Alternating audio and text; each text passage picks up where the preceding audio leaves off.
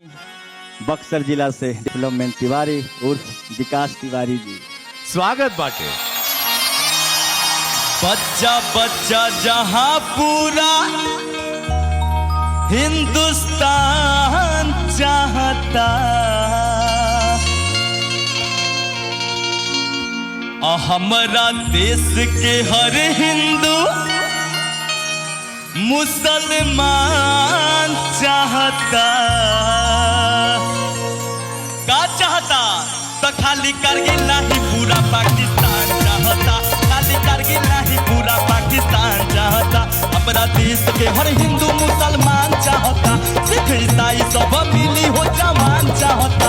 खाली करगिल नहीं पूरा पाकिस्तान चाहता, खाली करगिल नहीं पूरा पाकिस्तान चाहता।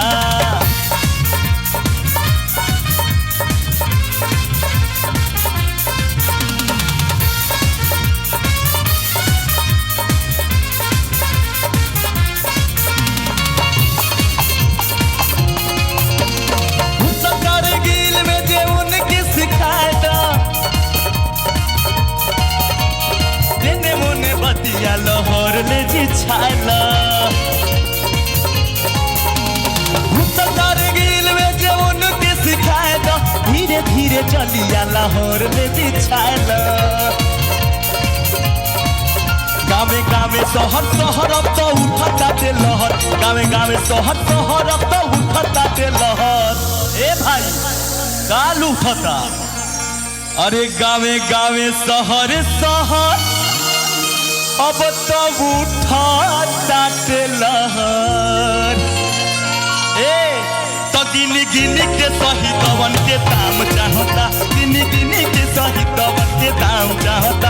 पूरा करगिल नहीं पूरा पाकिस्तान चाहता, खाली करगिल नहीं पूरा पाकिस्तान चाहता। हमारा देश के हर हिंदू मुसलमान चाहता, सिख ईसाई सब मिली हो जवान चाहता। पूरा करगिल नहीं पूरा पाकिस्तान चाहता, खाली करगिल नहीं पूरा पाकिस्तान चाहता, खाली करगिल नहीं पूरा पाकिस्तान चाहता, खाली करगिल नहीं पूरा पाकिस्तान चाहता, खाली करगिल नहीं पूरा पाकिस्तान चाहता, खाली करगिल नहीं पूरा पाकिस्तान चाहता। पूरा पाकिस्तान एक भारत माता के। हम बुलबुले हैं इसके, ये गुलसिता हमारा हमारा सारे जहां से अच्छा। हिंदुस्ता हमारा हमारा सारे जहां से अच्छा। हिंदुस्ता हमारा।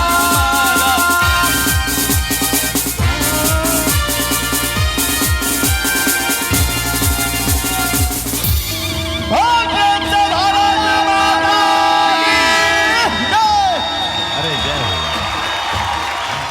का हाल बाहो डेवलपमेंट तिवारी जी? सब आपके आशीर्वाद बा। इतना सबके लुभा देला कि सब न्यायमंडल उठ के मंच पे आ गए, मजबूर कह देला। बड़ा अच्छा लगता। मोहन बाबू का कहा विकास भाई खातिर का कहे के बाटे, यही तरह दहड़ले रह। भोजपुरिया माटी के बेटा बड़ा, भोजपुरिये नियन एकदम यही तरह ललकार के गावो। बड़ी बढ़िया गौला, लगल धांसल धांस गल। ओहो, चला आप मालिनी जी के समक्ष इनके पूरा जरूर बोला, वैसे करे मालिनी जी के सामने भी बोले के पड़ी। मजा आ गई।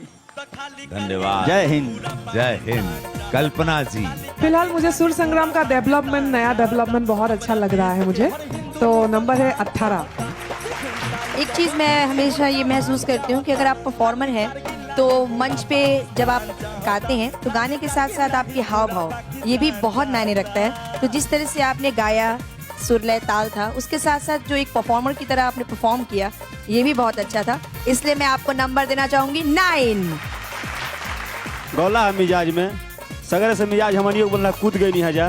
तो यही कहते डांस मुश्किल है कि लोग तहरा को मतलब लुभा जाओ, केहू न केहू।